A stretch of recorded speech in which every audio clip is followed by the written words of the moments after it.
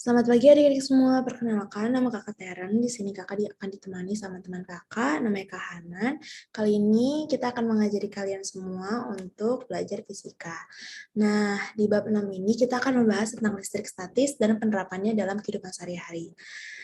Listrik statis. Jadi kata listrik ini berasal dari bahasa Yunani, yaitu sebuah batu ambar yang bersifat menarik benda-benda kecil setelah digosokkan. Jadi listrik statis adalah muatan listrik yang terjadi pada suatu benda karena suatu hal namun tidak mengalir. Ilustrasinya, jika benda bermuatan listrik positif didekatkan dengan yang negatif dan sebaliknya, maka dia akan tarik-menarik.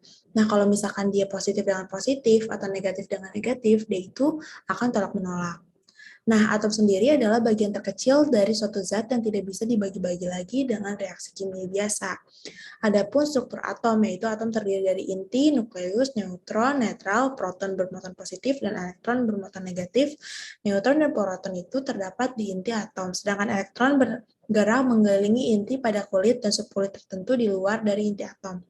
Alat-alat dalam kehidupan sehari-hari yang menghasilkan atau menyimpan muatan listrik, misalnya elemen volta, stop kontak, aki, kapasitor, generator Van de Graaff, dinamo, dan lain-lain. Nah, deret tribol listrik ini adalah daftar yang membuat bahan-bahan dengan kecenderungan untuk bermuatan positif atau kecenderungan bermuatan negatif. Deret tribol listrik ini berguna untuk menentukan kombinasi bahan yang tepat agar tercipta listrik statis terbesar. Nah, berikut ini deret dari tribol listrik.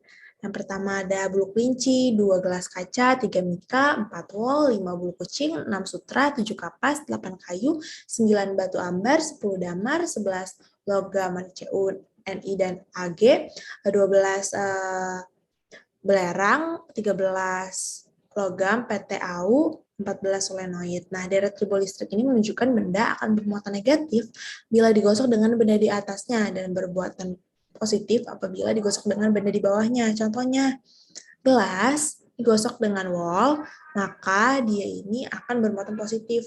Wol akan bermuatan negatif. Nah, B, hukum Coulomb. Nah, hasil penelitian seorang fisikawan Prancis bernama Charles Augustin Coulomb menunjukkan bahwa besarnya gaya tarik-menarik atau tolak-menolak antara dua benda bermuatan listrik sebanding dengan hasil perkalian kedua muatan dan berbanding terbalik dengan kuadrat jarak antara kedua muatan tersebut.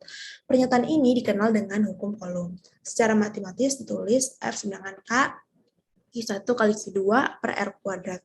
Keterangan F itu adalah gaya tolak-menolak atau gaya tarik-menarik, K itu konstanta dielektrik, R itu jarak antara kedua muatan, Q1 muatan benda pertama, Q2 muatan benda kedua. Nah, ini nih kayak ada ilustrasi fotonya gitu kan. Jadi kalau positif dia akan tolak-menolak, kalau misalkan dia positif negatif dia akan tarik-menarik. Nah, perhatikan gambar berikut. Nah, kalau misalkan yang gambar A ini, jadi tuh gambar ini tuh menampilkan medan listrik berupa garis-garis gaya magnet. Yang A itu muatan listrik negatif memiliki arah garis gaya magnet menuju ke pusat muatan. Yang B, muatan listrik positif memiliki arah garis gaya keluar dari pusat muatan listriknya. Yang C, interaksi muatan positif dan negatif. Metodologi, interaksi muatan listrik sejenis akan menghasilkan gaya tolak-menolak dan muatan sejenis menghasilkan gaya tarik-menarik. Jadi, medan listrik adalah ruang atau daerah di sekitar benda bermuatan listrik yang masih mendapat pengaruh gaya listrik. Maka besar medan listrik dinyatakan dengan rumus E sama dengan F per Q. Keterangannya, E sama dengan medan listrik, F sama dengan gaya Coulomb, C sama dengan muatan listrik. Nah, D, elektroskop. Jadi elektroskop ini adalah alat yang digunakan untuk mengetahui muatan listrik atau jenis muatan dalam suatu benda. Prinsip kerja elektroskop ini berdasarkan induksi listrik. Elektroskop ini memiliki 3 bagian, yaitu kepala elektroskop terbuat dari logam, penghantar atau konduktor yang menghubungkan kepala dengan daun elektroskop, dan daun elektroskop terbuat dari lempeng emas atau aluminium. Daun elektroskop ini akan mekar bila kepala diberi muatan dengan cara mendekatkan benda bermuatan ke kepala elektroskop. Selanjutnya adalah kita akan baca tentang beda potensial dan energi listrik. Beda potensial listrik diukur dengan menggunakan alat voltmeter dan satuannya dinyatakan dengan bentuk volt V. Ada pun macam-macam sumber tegangan listrik yang meliputi elemen volta, baterai sel kering, aki, sel basah, dan Stop bentar.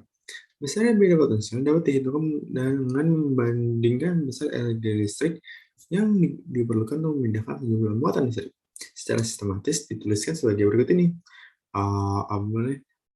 V beda potensial, W energi listrik, Q muatan listrik. Dapat terlihat itu adalah rumusnya segitiga delta V sama dengan W per Q.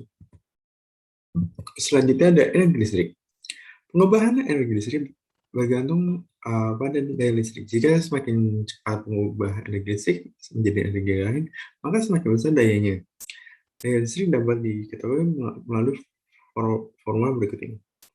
V daya atau watt, V beda potensial atau V, I watt arus atau ampere atau A. Dapat terlihat rumusnya adalah P sama dengan V dikali I.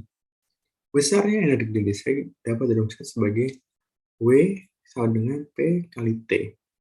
Sehingga rumus energi listrik dapat ditulis juga dengan W sama dengan I pangkat 2 kali R dan T kali T. Keterangannya adalah W energi listrik, J, P daya watt, W, T waktu, S second, R hambatan, OH. Dalam penggunaan sehari-hari, biasanya daya listrik diukur dalam satuan kilowatt kW dan waktu diukur dengan satuan jam. Jika satuan ini digunakan, maka energi listrik semakin memiliki satuan kilowatt jam. kWh. Hantaran listrik. Hantaran listrik atau aliran elektron pada bahan yang akan menghasilkan arus listrik dan listrik yang arahnya berlawanan dengan aliran listrik elektron tersebut. Hantaran adalah bahan yang dapat mengalir dan menghantarkan listrik baik berupa benda padat, cair, dan gas. Berdasarkan daya hantarannya, benda berbagi menjadi tiga bagian, yaitu konduktor, satu konduktor, benda yang dapat menghantarkan listrik dengan baik, misalnya tembaga, emas, perak, dan besi. Yang kedua ada isolator, benda yang tidak dapat menghantarkan listrik dengan baik, misalnya plastik dan karat. Yang ketiga semikonduktor, benda yang dapat menghantarkan listrik hanya pada kondisi tertentu, misalnya pada silikon dan germanium. Selanjutnya, hewan-hewan apa sih yang menghasilkan listrik? Yang pertama ada belut listrik. Di bagian ekor hewan tersebut terdapat lebih dari 5.000 baterai yang berupa elemen horizontal maupun vertikal yang dapat menghasilkan arus listrik sebesar 1 ampere. Yang kedua ada hewan echidnas.